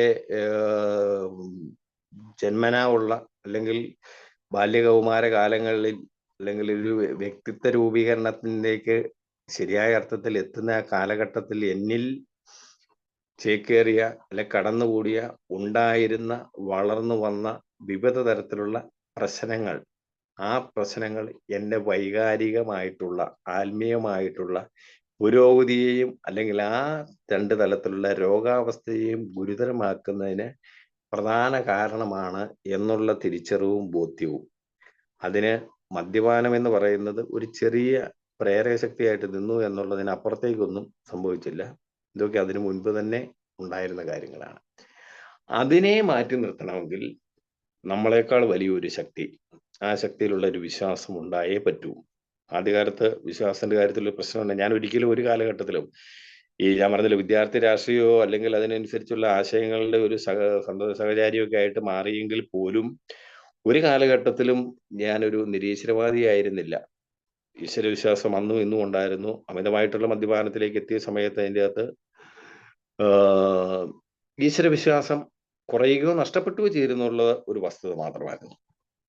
കാരണം അങ്ങതിലേക്കൊക്കെ പോകാനുള്ള ഒരു അവസ്ഥ എന്താണെന്ന് വെച്ച് കഴിഞ്ഞാൽ, പിന്നീട് ഏതെങ്കിലും തരത്തിൽ ഈ മദ്യപാനത്തിൽ നിന്ന് മാറി നിൽക്കണം എന്നുള്ള ഒരു ഒറ്റ പ്രാർത്ഥനയും ആ ഒരു വ്യവസ്ഥയും ആ ഒരു കണ്ടീഷനും ആ ആവശ്യവും ആയിട്ടായിരുന്നു ദൈവസന്നിധിയിലേക്ക് എത്തിപ്പെട്ടിരുന്നത്. അല്ലെങ്കിൽ ദൈവത്തിന് മുന്നിൽ ആ കാര്യം മാത്രം അതിൻ്റെ അകത്തൊരു ഡിമാൻഡായിട്ട് വെക്കുന്ന ഒരു അവസ്ഥ എത്തുകയും അതിലൊന്നും ഫലം കാണാതെ വരികയും ചെയ്ത ഒരു ഘട്ടത്തിൽ ആ വിശ്വാസത്തിൽ കുറവ് വരികയോ നഷ്ടപ്പെടുകയോ ചെയ്തിട്ടുണ്ടായിരുന്നോ എന്നുള്ളതല്ലാണ്ട് നിരീശ്വരവാദം ഒരിക്കലും ഉണ്ടായിരുന്നില്ല. അതുപോലെ തന്നെ അജ്ഞേയവാദവും ഇല്ലായിരുന്നു. ഈശ്വരനുണ്ടോ ഇല്ലയോ എന്നുള്ള ചിന്തയെക്കുറിച്ചുള്ള സംശയമില്ലായിരുന്നു. അങ്ങനെ ഒരു വലിയൊരു പ്രപഞ്ച ശക്തി, അതിനെ നമ്മൾ എന്ത് പേര് നൽകിയാലും ഉണ്ട് എന്ന് ആദ്യകാലം മുതലേ ജീവിതത്തിൽ പൂർണ്ണമായിട്ടും ഉറച്ചു വിശ്വസിച്ചിരുന്നു. ആ ശക്തിയിൽ ഞാൻ ഇപ്പോൾ എത്രമാത്രം വിശ്വസിക്കുന്നു, അല്ലെങ്കിൽ എൻ്റെ ഈ വക പ്രശ്നങ്ങളെ മാറ്റി നിർത്തുന്നതിന് വേണ്ടി വൈകാരിക തലത്തിലെ സുബോധാവസ്ഥയെ ശക്തിപ്പെടുന്നതിനും വളർത്തുന്നതിനും വേണ്ടി ആ ശക്തിയിലുള്ള വിശ്വാസത്തെ ഞാൻ എത്രമാത്രം എന്നിൽ അരക്കിട്ടുറപ്പിച്ചിട്ടുണ്ട് എന്നുള്ള കാര്യത്തെക്കുറിച്ച് ചിന്തിച്ചു. അപ്പോൾ എനിക്ക് മനസ്സിലാക്കിയ ഒരു കാര്യം എന്ന് പറഞ്ഞു കഴിഞ്ഞാൽ, അവിടെയും ഒന്നെങ്കിൽ അല്പമനസ്സോടെ അല്ലെ അർത്ഥ മനസ്സോടെ അത്തരത്തിലുള്ള എൻ്റെ ഉള്ളിലുള്ള ഡ്യുവൽ പേഴ്സണാലിറ്റി, ഇരട്ട വ്യക്തിത്വത്തിൻ്റെതായ ജീവിതത്തെ മുന്നോട്ട് കൊണ്ടുപോകുന്നതിന് പ്രാപ്തമായ തരത്തിൽ അതിനെ വളരെ വളരെ സുരക്ഷിതമായിട്ട് നിലനിർത്തിക്കൊണ്ട് തന്നെ മുന്നോട്ട് പോവുകയും മറ്റു കാര്യങ്ങളിൽ ഈ അതിൻ്റെ അകത്തൊക്കെ നമ്മുടെ കൂട്ടായ്മ പറയുന്ന രീതിയിലുള്ള ഒരു ജീവിതത്തെ നയിക്കുകയും ചെയ്യുക എന്നുള്ള ആ ഇരട്ടത്താപ്പോട് കൂടി, അങ്ങനെയുള്ള ആ ഒരു ചിന്തയോട് കൂടി മുന്നോട്ട് പോയപ്പോൾ ചില കാര്യങ്ങൾ ദൈവത്തെ ഉൾപ്പെടുത്തി, അല്ലെങ്കിൽ വിശ്വാസത്തിന്റെ ഭാഗമായി ചില കാര്യങ്ങളിൽ ദൈവത്തെ മറന്നു എന്നുള്ളതാണ് സത്യം. അത് ഭയങ്കരമായിട്ടുള്ള ഒരു സമാധാനക്കേടിന്റെ അല്ലെ വൈകാരിക തരത്തിലുള്ള എൻ്റെ ആ ഒരു സങ്കീർണത വർദ്ധിപ്പിക്കുന്നതിന് കാരണമായി. പക്ഷേ മുന്നോട്ട് പോകുന്ന ഒരു സാഹചര്യത്തിൽ എനിക്ക് ശരിക്കും അതിൻ്റെ അകത്ത് ബോധ്യപ്പെട്ടു, ഒരു കാരണവശാലും അപ്പോൾ ഈ കഴിഞ്ഞ ദിവസം കോഴിക്കോട് ഒരു പ്രോഗ്രാമൊക്കെ നടന്നപ്പം നമ്മുടെ ലാംബർട്ട് മാഷ് പറഞ്ഞതുപോലെ, ഒരു മദ്യാസക്തനെ സംബന്ധിച്ചിടത്തോളം അംഗം എന്നുള്ള നിലയിൽ എയിലോടുള്ള സഞ്ചാരത്തിൽ അവന്റെ മുന്നിൽ രണ്ട് കാര്യങ്ങളേ ഉള്ളൂ. ഒന്നെങ്കിൽ ഉണ്ട്, ഇല്ലെങ്കിൽ ഇല്ല. ഇത് രണ്ടിന്റെ ഇടയ്ക്കോടെയുള്ള ഒരു വഴി നമ്മുടെ മുന്നിലില്ല. അപ്പൊ ഇത് രണ്ടും കൂടെ ചേർത്ത് ഇതിന്റെ ഇടയ്ക്കോടെയുള്ള വഴിയിലൂടെയാണ് പല കാര്യങ്ങളും ഞാൻ സഞ്ചരിച്ചു കൊണ്ടിരുന്നതെന്ന് ഇപ്പൊ ഈ കഴിഞ്ഞ ദിവസം അത് കേട്ടപ്പോഴല്ല കേട്ടോ, കാരണം എയിലെത്തി ഒരു 3-4 വർഷം കഴിഞ്ഞപ്പോൾ തന്നെ എനിക്ക് മനസ്സിലായിരുന്നു. അത് രണ്ടിലും ഇടയ്ക്കോടെയുള്ള വഴിയിലൂടെയുള്ള സഞ്ചാരം, അർത്ഥമനസ്സോടെയുള്ള വിശ്വാസം, അതെല്ലാം വളരെ അപകടകരമായിട്ടുള്ള അവസ്ഥയിലേക്ക് വീണ്ടും എന്നെ എത്തിക്കുമെന്നുള്ള ഒരു തിരിച്ചറിവിൽ നിന്നും ആ വിശ്വാസത്തിലേക്കും ആ ശക്തിയിലേക്ക്, അല്ലെങ്കിൽ ആ ശക്തിക്ക് എൻ്റെ ഇച്ഛയും ജീവിതവും അതൊക്കെ എൻ്റെ അകത്ത് ആ വിശ്വാസത്തിലേക്ക് എത്തി. എന്നേക്കാൾ ഒരു വലിയൊരു ശക്തിക്ക് മാത്രമേ അതിന് സാധ്യമാകൂ ഉള്ളതിനെ കുറിച്ച് മനസ്സിലാക്കി, ആ ശക്തിക്ക് എൻ്റെ ഇച്ഛയും ജീവിതവും ഞാൻ എത്രമാത്രം വിട്ടുകൊടുത്തു എന്നുള്ള ശരിയായ രീതിയിലുള്ള ഒരു പരിശോധന. അതാ ഒരു 3-4 വർഷത്തിന് ശേഷം, തുടക്കകാലത്ത് ഉണ്ടാകുകയും ഇടക്കാലം കൊണ്ട് നിന്ന് പോവുകയും പിന്നെ ഒരു 4 വർഷത്തിന് ശേഷം ഞാൻ ജീവിതത്തിലേക്ക് ശക്തമായിട്ട് തിരികെ കൊണ്ടുവരികയും ഇപ്പോൾ തുടർന്നുകൊണ്ടിരിക്കുന്നതുമായിട്ടുള്ള ഏറ്റവും പ്രധാനപ്പെട്ട ഒരു കാര്യമാണ് നമ്മുടെ ദൈനംദിന വിലയിരുത്തൽ എന്ന് പറയുന്നത്. ദൈനംദിന വിലയിരുത്തൽ ഒരു വ്യക്തിയുടെ, അത് മദ്യാസക്തനാവണമെന്നില്ല, ഏതൊരു വ്യക്തിയെ സംബന്ധിച്ചിടത്തോളം ദൈനംദിന വിലയിരുത്തൽ പോലെ പുരോഗതി ഉണ്ടാക്കുന്ന വേറെ ഒരു കാര്യവും ഇല്ലെന്നാണ് എനിക്ക് ബോധ്യപ്പെട്ടിട്ടുള്ളത്. ഇന്ന് ഏതെല്ലാം കാര്യങ്ങൾ ഞാൻ ഉൾപ്പെട്ടു, അതിൻ്റെ അകത്ത് ഏതൊക്കെ നല്ലതുണ്ടായിരുന്നു, ചീത്തയുണ്ടായിരുന്നു എന്നുള്ളത് അതിൻ്റെ അകത്ത് വളരെ സമഗ്രമായിട്ടുള്ള ഒരു പഠനമോ അതിൻ്റെ അകത്ത് ഒരു എഴുതി തയ്യാറാക്കലൊന്നും അല്ലെങ്കിൽ പോലും മനസ്സിലൂടെ അതിൻ്റെ അകത്ത് അത്തരം കാര്യങ്ങളെ കൊണ്ടുവരും. ഈ മദ്യത്തെ മാറ്റി നിർത്തിയതും ബാക്കി കാര്യങ്ങൾ തുടർന്നു പോയ പല കാര്യങ്ങളെയും മദ്യത്തെ എങ്ങനെയാണ് നമ്മുടെ കൂട്ടായ്മ പറയുന്ന അനുസരിച്ച് നമ്മുടെ ജീവിതത്തിൽ നിന്ന് മാറ്റി നിർത്തിയിരിക്കുന്ന അതേ രീതിയിൽ തന്നെ ഇന്നേ ദിവസം ഞാൻ മദ്യപിക്കുന്നില്ല, അല്ലെങ്കിൽ ഈ 24 മണിക്കൂർ നേരത്തേക്ക് ഞാൻ മദ്യപിക്കുന്നില്ല. മദ്യത്തിന്റെ കാര്യത്തിലെടുത്ത അതേ കാര്യങ്ങൾ തന്നെ മറ്റു പല കാര്യങ്ങളിലും ഞാൻ എടുത്തു. ഇന്നേ ദിവസം അത്തരത്തിലുള്ള അല്ലെങ്കിൽ മദ്യത്തിന്റെ കാര്യത്തിൽ ഞാൻ ഇന്ന് മദ്യപിക്കുന്നില്ല. ഒരു സ്ത്രീ വിഷയങ്ങളിൽ ഞാൻ ഇതിന്റെ അകത്ത് ഇടപെടുന്നില്ല. മറ്റേതെങ്കിലും തരത്തിലുള്ള സ്വഭാവ ദൂഷ്യങ്ങളുടേതായ ഭാഗങ്ങളിൽ ഞാൻ ഇന്ന് ഇടപെടുന്നില്ല. അപ്പൊ അങ്ങനെ അതിനെയും ഞാൻ അതിൻ്റെ അകത്ത് ഇന്നേ ദിവസം ഈ 24 മണിക്കൂർ പദ്ധതിയുടെ ഭാഗമായിട്ട് എന്തിനെയൊക്കെയാണോ എന്നിൽ നിന്ന് മാറ്റി നിർത്തേണ്ടത്, അല്ലെ എന്തിൽ നിന്നൊക്കെയാണോ ഞാൻ മാറി നിൽക്കേണ്ടത്, അതിനെയൊക്കെ ഞാൻ ഈ 24 മണിക്കൂർ പദ്ധതിയുടെ ഭാഗമാക്കി. അപ്പൊ അങ്ങനെ മുന്നോട്ട് പോകാൻ തുടങ്ങിയപ്പോൾ പതുക്കെ പതുക്കെ സമാധാനം ഒക്കെ അതിൻ്റെ അത് മനസ്സിലുണ്ടാവാൻ തുടങ്ങി. ശരിക്കും പറഞ്ഞു കഴിഞ്ഞാൽ ഒരു പ്രശാന്തതയുടേതായ ഒരു ചെറിയ വെള്ളി വെളിച്ചങ്ങൾ അവിടെ ഇവിടെയൊക്കെ കാണാൻ പറ്റി. അങ്ങനെ മുന്നോട്ട് പോകും തോറും ആ ശക്തിയിലുള്ള വിശ്വാസവും കഴിവും നല്ല രീതിയിൽ വർദ്ധിച്ചു. പിന്നെ ഉള്ള ഒരു പ്രശ്നം, എൻ്റെ ഇച്ഛയും ജീവിതവും എത്രമാത്രം ഈ വലിയ ശക്തിക്ക് ഞാൻ വിട്ടുകൊടുക്കുന്നുണ്ട് എന്നുള്ളതായിരുന്നു. അതിലും പലപ്പോഴും ചെയ്തുകൊണ്ടിരുന്ന എന്താണെന്ന് പറഞ്ഞു കഴിഞ്ഞാൽ, ഞാൻ ആഗ്രഹിച്ചതുപോലെ കാര്യങ്ങൾ നടക്കുന്നുണ്ട് എങ്കിൽ ആ ശക്തിയെ മാറ്റി നിർത്തുകയോ ആ ശക്തിയുടെ ത്തിലുള്ള ആശ്രിതത്വമോ അല്ലെങ്കിൽ ആ ശക്തിയെ ആശ്രയിക്കുകയോ ചെയ്യുന്ന കാര്യങ്ങളിൽ പുറകോട്ട് പോയിരുന്നു, അല്ലെങ്കിൽ പിന്നോക്കം പോയിരുന്നു. ഞാൻ ആഗ്രഹിക്കുന്ന പോലെയൊക്കെയുള്ള ചില കാര്യങ്ങൾ നടക്കുന്നുണ്ട്. എന്നാൽ ആ കാര്യത്തിൽ എന്നേക്കാൾ വലിയൊരു ശക്തിയെ, അല്ലെങ്കിൽ നമ്മൾ ഈ പറയുന്ന ആ ഏത് തരത്തിലുള്ള ശക്തി, ഇപ്പം നമ്മളെ ദൈവം എന്ന് വിളിക്കുകയാണെങ്കിൽ ആ ദൈവത്തെ നമുക്ക് അതിൻ്റെ അകത്ത് കൂട്ടുപിടിക്കേണ്ടതെല്ലാം മാറ്റി നിർത്തിയേക്കാം.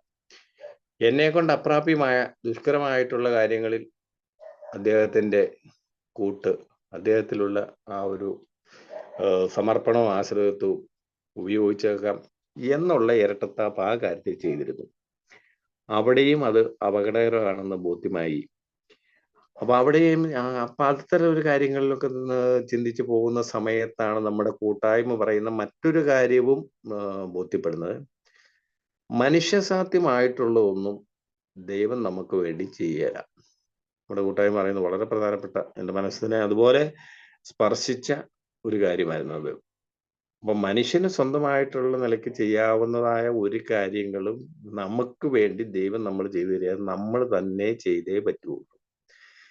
നമ്മൾ ചെയ്യേണ്ടതായ കാര്യങ്ങൾ നമ്മൾ ചെയ്തിട്ട് നമ്മളെ കൊണ്ട് സാധ്യമല്ലാത്ത അപ്രാപ്യമായ കാര്യങ്ങൾക്ക് വേണ്ടി ആ വലിയ ശക്തിയിലുള്ള വിശ്വാസം വെച്ചുകൊണ്ട് ആ വിശ്വാസത്തിന്റെ അടിസ്ഥാനത്തിൽ കൃത്യമായിട്ടും ആ ശക്തിയെ പ്രാർത്ഥിച്ച് അതിനു വേണ്ടിയുള്ള പരിഹാരത്തിന് വേണ്ടി പൂർണ്ണമായിട്ടും നമ്മളെ മാനസികമായിട്ട് നമ്മളതിൻ്റെ അകത്ത് സമർപ്പിക്കാൻ തയ്യാറാകുന്ന ഘട്ടത്തിൽ ആ ശക്തിയുടെ സഹായം വരും. അതെനിക്കൊരു ഒരുപാട് ഘട്ടങ്ങളിൽ പിന്നീട് എനിക്കത് മനസ്സിലായി.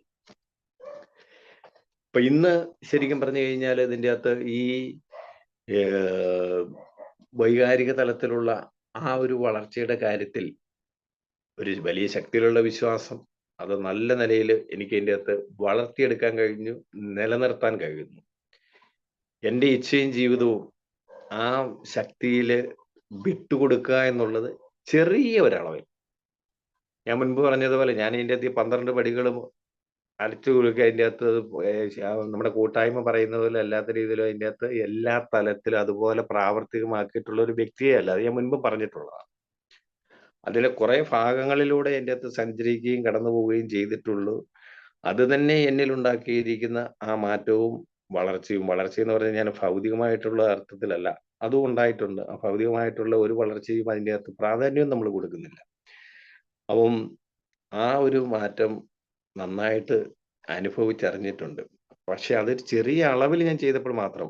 ഇപ്പോഴും പല ഘട്ടങ്ങളിലും ഈ സ്വന്തം ഇഷ്ടപ്രകാരവും സ്വന്തം ഇച്ഛയ്ക്കനുസരിച്ചും കാര്യങ്ങൾ പോകണമെന്ന് ചിന്തിച്ചു പോകുന്ന പല ഘട്ടങ്ങളും ഉണ്ട്. പക്ഷേ വളരെ പെട്ടെന്ന് തന്നെ മറുവശവും ചിന്തിച്ചു പോകാറുണ്ട്.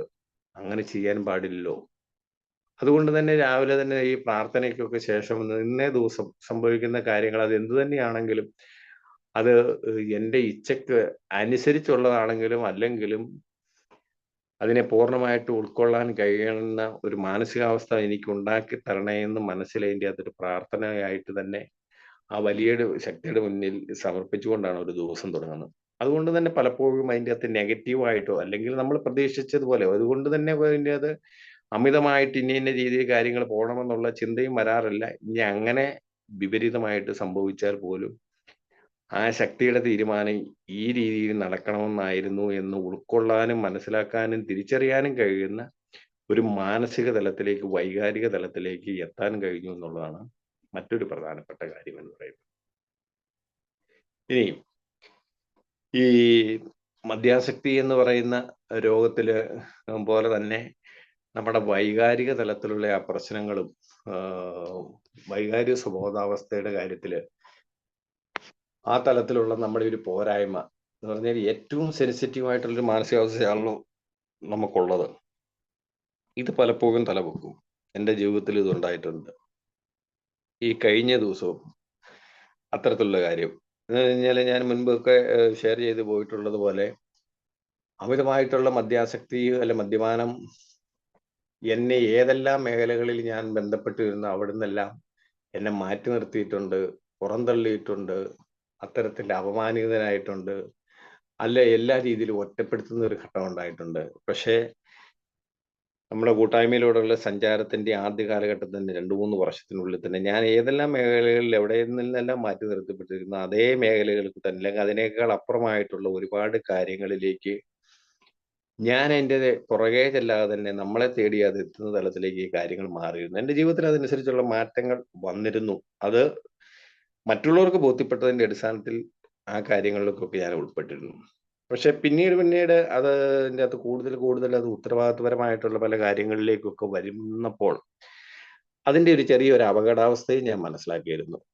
അപ്പോൾ ഒരേ സമയം ഒന്നിലേറെ കാര്യങ്ങളുടെ ഭാഗമാവുകയും അങ്ങനെയുള്ള ആ ഉത്തരവാദിത്തങ്ങൾ വരുമ്പോൾ വീണ്ടും നമ്മൾ അതിൻ്റെ അകത്ത് മാനസികമായിട്ടുള്ള വൈകാരിക തലത്തിലുള്ള സമ്മർദ്ദം അനുഭവിക്കുകയും അതിൻ്റെ അകത്ത് എന്നെ പോലെയുള്ള ഒരു മദ്യാസക്ത രോഗിയെ സംബന്ധിച്ചിടത്തോളം ഒരിക്കലും അതുമായിട്ട് മുന്നോട്ട് പോകാൻ പാടില്ലാത്ത ഒരു വ്യക്തിയാണ് എന്നുള്ള ആ കാര്യം പലപ്പോഴും ചിന്തയിൽ വരും. അതാദ്യമായിട്ട് വന്നത് എന്താണെന്ന് വെച്ച് കഴിഞ്ഞാൽ 6-7 വർഷം മുമ്പ് ഞാൻ എറണാകുളം ഇന്റർ ഗ്രൂപ്പിന്റെ ഒരു സേവക സ്ഥാനത്തിരിക്കുന്ന സമയത്ത് അതിന്റെ ആ ഒരു സേവന കാലാവധി ഞാൻ റൊട്ടേഷൻ പൂർത്തിയാകുന്ന സമയത്ത് ശരിക്കും ഈ കാര്യങ്ങൾ പണ്ടും അമിതമായ കുടിയിലേക്ക് പോയ ഒരു ചെറിയ കാലയളവ് വെച്ച് കഴിഞ്ഞാൽ അതിൻ്റെ അകത്ത് ചെറുപ്പം മുതലേ വളർത്തിക്കൊണ്ട് വന്നിരിക്കുന്ന ഒരു കാര്യം ചെയ്യുന്ന കാര്യങ്ങൾ അത് എത്ര നല്ല മോശമാണെങ്കിലും ചെയ്തതാണെങ്കിലും അത് പരമാവധി നന്നായിട്ട് ചെയ്ത് തീർക്കണം എന്നുള്ളതും അത് പൂർണ്ണതയില്ലെങ്കിൽ പോലും പരമാവധി പെർഫെക്റ്റ് ആയിരിക്കണം എന്നുള്ള ഒരു ചിന്ത ഉള്ളത് കൊണ്ട് കാര്യങ്ങളെ നമ്മൾ എന്തിന്റെ ഭാഗം നിൽക്കുന്നോ ഒരു കൂട്ടായ്മയുടെ ഭാഗമായിട്ട് നമ്മൾ ആൽക്കഹോളിക്സ് അനോണിമസിന്റെ ഭാഗമായിട്ട് നിൽക്കുമ്പോൾ തീർച്ചയായിട്ടും ആ കൂട്ടായ്മ എന്താണോ പറയുന്നത് അതിലൂടെയാണ് നമ്മൾ സഞ്ചരിക്കേണ്ടത്. അല്ലാതെ നമ്മുടെ രീതിക്കനുസരിച്ച് ആ കൂട്ടായ്മയും അതിന്റെ തത്വങ്ങളെ കൊണ്ടുവരികയല്ലേ ചെയ്യും. അതുകൊണ്ട് തന്നെ അതിലേക്കൊക്കെ എത്തിപ്പെട്ട് കഴിഞ്ഞപ്പോൾ ചില കീഴ്വഴക്കങ്ങളെയും ചില രീതികളെയും അത് അങ്ങനെയല്ല എന്നുള്ളത് കൃത്യമായിട്ടും ബോധ്യപ്പെട്ടതിന്റെ മനസ്സിലാക്കുന്നതിന് സഹായിച്ചത് ലിറ്ററേച്ചറോട്ട് അത് ആ അനുഭവം വെച്ചാൽ ഞാൻ പറഞ്ഞത് നമ്മൾ ആൽക്കഹോളിക്സ് അനോണിമസിനെ അല്ലെ നമ്മുടെ കൂട്ടായ്മയെ നമ്മൾ കണ്ടെത്തേണ്ടതും തിരിച്ചറിയേണ്ടതും മനസ്സിലാക്കേണ്ടതും ലിറ്ററേച്ചറുകളിലൂടെയാണ്. ഓരോ കാര്യത്തിലും കൃത്യമായിട്ടും അതിനെക്കുറിച്ച് എഴുതി വയ്ക്കപ്പെട്ടിട്ടുണ്ട്. ഏതിനെ സംബന്ധിച്ച് കൂട്ടായ്മയായിട്ട് ബന്ധപ്പെട്ട് ഒരു മദ്യാസക്ത രോഗിയെ സംബന്ധിച്ചിടത്തോളം മനസ്സിലാക്കേണ്ട മുഴുവൻ കാര്യങ്ങളും അതിൻ്റെതായ ലിറ്ററേച്ചറുകളിൽ ഉണ്ട്. അപ്പൊ അങ്ങനെ ആ അതിൻ്റെതായ കൂട്ടായ്മയുടെ രീതികളിലേക്ക് പോകുന്നപ്പോഴത്തെ സ്വാഭാവികമായിട്ടും ഇന്നത്തെ തരത്തിലേക്കുള്ള വഷളായിട്ടുള്ള അവസ്ഥയിലേക്കൊന്നും നമ്മുടെ കൂട്ടായ്മയിലെ കാര്യങ്ങളൊന്നും പോയിട്ടൊന്നുമില്ല. അത് ഇത്രമാത്രം സംഘടിതമായിട്ട് പ്രത്യേകിച്ച് എറണാകുളം ജില്ലയിലൊന്നും ഈ സംഘടിതമായ പരിപാടി ഒരു സമയത്താണ് ഞാൻ അതിന്റെ ഒരു ഭാഗമായിട്ട് സർവീസിലേക്ക് വരുന്നത്. പക്ഷെ അത് അതിന്റെ ഒരു ഘട്ടത്തിൽ പോലും ഞാനത് വല്ലാത്ത രീതിയിലുള്ള വൈകാരിക തലത്തിൽ വല്ലാതെ ബുദ്ധിമുട്ടി കഴിഞ്ഞപ്പോൾ മാനസിക സമ്മർദ്ദം അനുഭവിച്ച ഒരു ഘട്ടത്തിൽ അന്ന് അതിന്റെ ഇന്റർ ഗ്രൂപ്പിന്റെ സെക്രട്ടറി ആയിരുന്ന ഇപ്പോഴത്തെ നമ്മുടെ ഡെലിഗേറ്റ് ആയിട്ട് ടോണിച്ചേട്ടനോട് ഞാൻ പറഞ്ഞു, ടോണിച്ചേട്ടൻ ഞാൻ ഇനി കുടിക്കാതിരിക്കാൻ വേണ്ടിയാണ് എയിൽ വന്നത്. പക്ഷെ ഞാൻ ഇനിയും ഇതിൽ ഇതിന്റെ അകത്ത് ഈ പറയുന്ന ഒരു സേവകൻ എന്നുള്ള നിലയ്ക്ക് തുടരുകയാണെങ്കിൽ കുടിച്ചു പോകുമോ എന്ന് ഞാൻ വല്ലാതെ ഭയപ്പെടുന്നുണ്ടെന്ന് ഞാൻ അദ്ദേഹവുമായിട്ട് ഒരു ദിവസം സംസാരിച്ചു. അപ്പൊ ഒരു 5 മാസം കൂടെ അതിന്റെ അകത്ത് കാലാവധി തീരാനുണ്ടായിരുന്നുള്ളൂ. എന്തായാലും 5 മാസങ്ങൾക്ക് ശേഷം അതൊരു വലിയൊരു ഭാരം ഇറക്കി വെച്ചതുപോലെയാണ് ഞാൻ അതിന്റെ തിരിഞ്ഞിറങ്ങുകയും ചെയ്തത്. അപ്പൊ ഈ വൈകാരിക തലത്തിൽ ഒരു മദ്യാസക്തന്റെ ആ വൈകാരികമായിട്ടുള്ള പ്രശ്നങ്ങളെ അതിന്റെ അകത്ത് കാലങ്ങൾ മുന്നോട്ട് പോയാലും അതിന്റെ സുഖപ്പെടുത്തലും ശരിപ്പെടുത്തലും ഒക്കെ നടക്കുമ്പോഴും ഒരു 4 എടുത്താൽ മതി. ആ ഒരു സുഖപ്പെടുത്തലും കാര്യങ്ങളും ഒക്കെ അതിന്റെ ഇടയ്ക്ക് വൈഫ് ഇൻസുലിൻ എടുക്കുന്നതിന്റെ ഒരു ഡോസ് ചോദിക്കാൻ വേണ്ടി വന്നുപോയി. അപ്പം ചെറുതായിട്ടൊന്ന് ശബ്ദം അതിന്റെ അശ്രദ്ധയൊന്ന് മാറിപ്പോയി.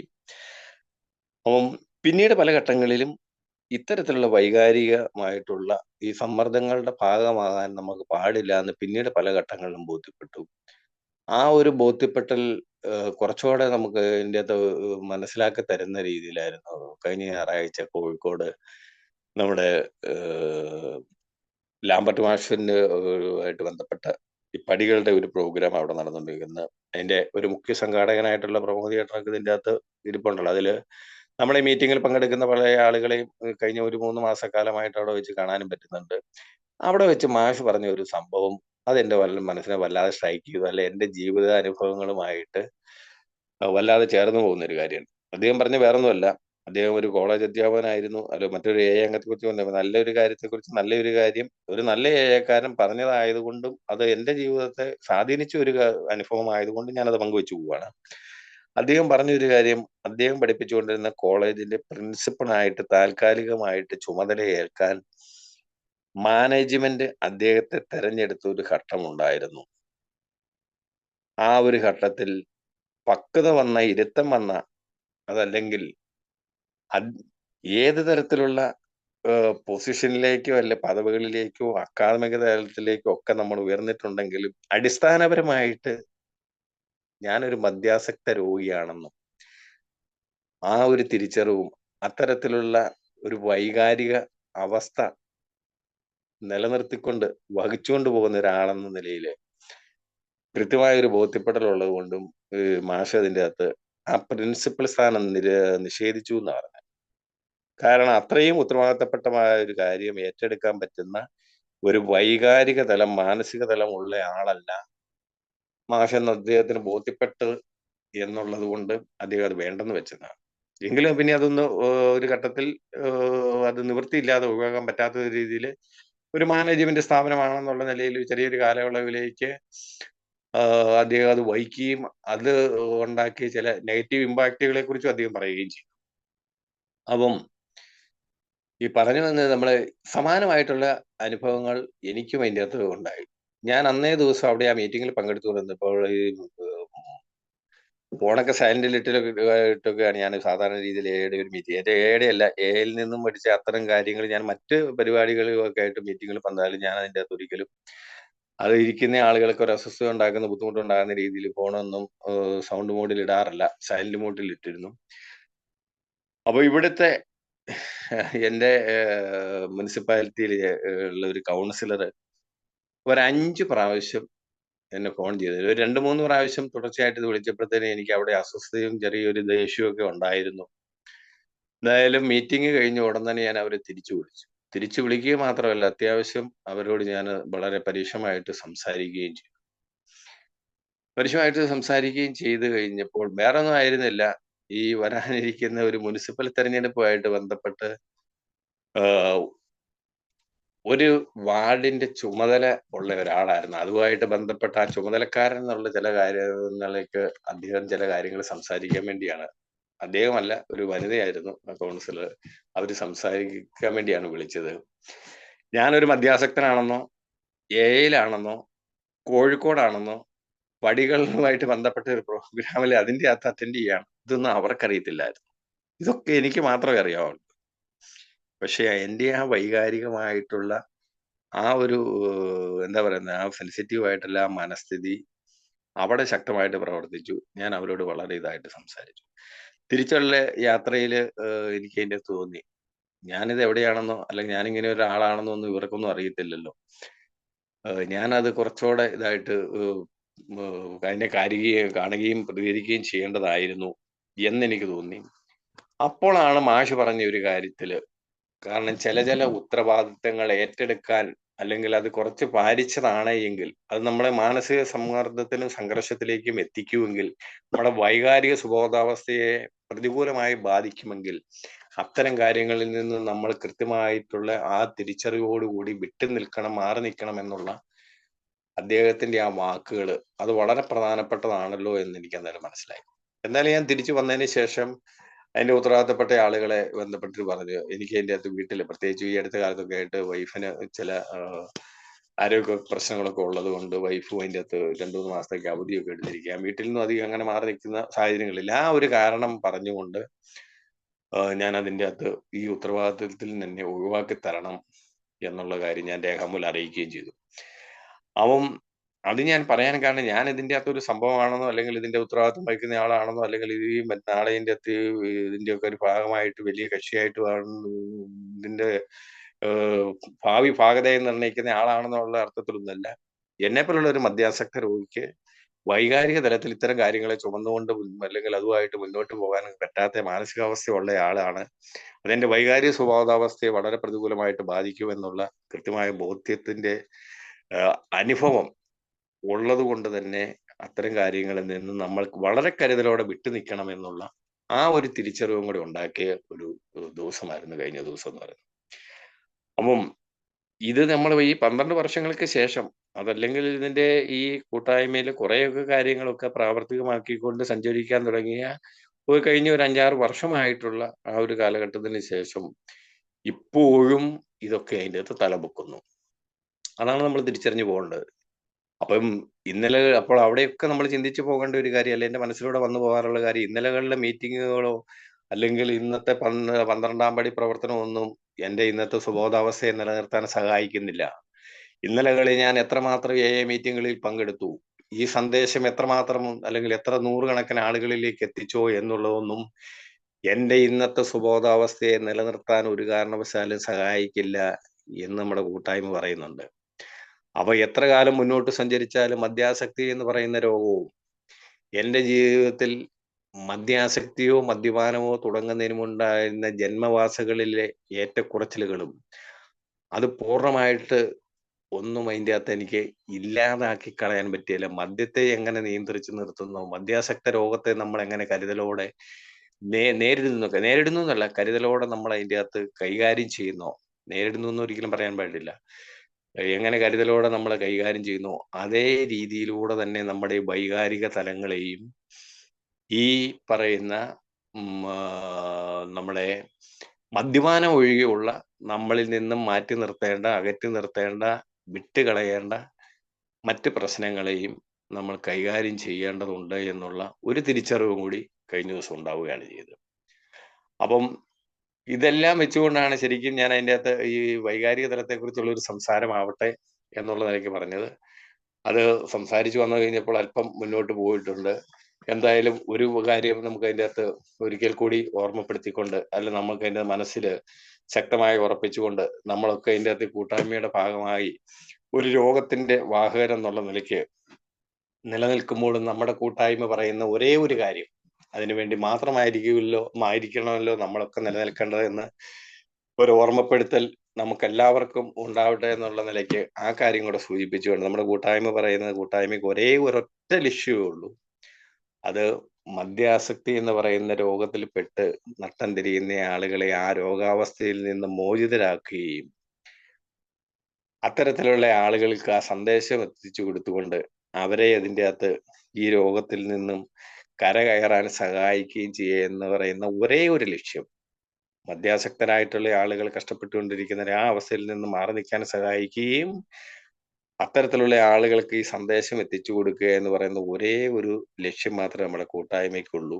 ആ ലക്ഷ്യമായിട്ട് നമുക്ക് എല്ലാവർക്കും മുന്നോട്ട് പോകാൻ കഴിയട്ടെ എന്ന് ആശംസിച്ചുകൊണ്ടും പ്രാർത്ഥിച്ചുകൊണ്ടും ഓർമ്മപ്പെടുത്തിക്കൊണ്ടും ഇന്നേ ദിവസം ഈ മീറ്റിങ്ങിന്റെ ഭാഗമാകാൻ കഴിഞ്ഞതുകൊണ്ടും കുറച്ചു ദിവസങ്ങളായിട്ട് മനസ്സിൽ ഈ വൈകാരിക തലങ്ങളിൽ അതിൻ്റെ അകത്ത് വളരെയധികം വേലിയേറ്റങ്ങൾ ഉണ്ടാക്കിക്കൊണ്ടിരുന്ന ഒരു വിഷയത്തെ ഒരു അനുഭവമായിട്ട് ചേർത്ത് വെച്ച് പങ്കുവയ്ക്കാൻ കഴിഞ്ഞതിനും ഈ മീറ്റിങ്ങിന്റെ ിലുള്ള എല്ലാവരോടും കൂട്ടായ്മയോടും ഒരിക്കൽ കൂടി നന്ദി പറഞ്ഞുകൊണ്ട് നിർത്തുന്നു. Thank you. താങ്ക് യു സുനിലേട്ടൻ, ഞങ്ങളോട് ഇത്ര നേരം വൈകാരിക സുബോധത്തിന്റെ ഈ വിഷയം സംസാരിച്ചതിന്. പല കേൾക്കുന്നില്ലേ? രീതിയിലുള്ള കേൾക്കുന്ന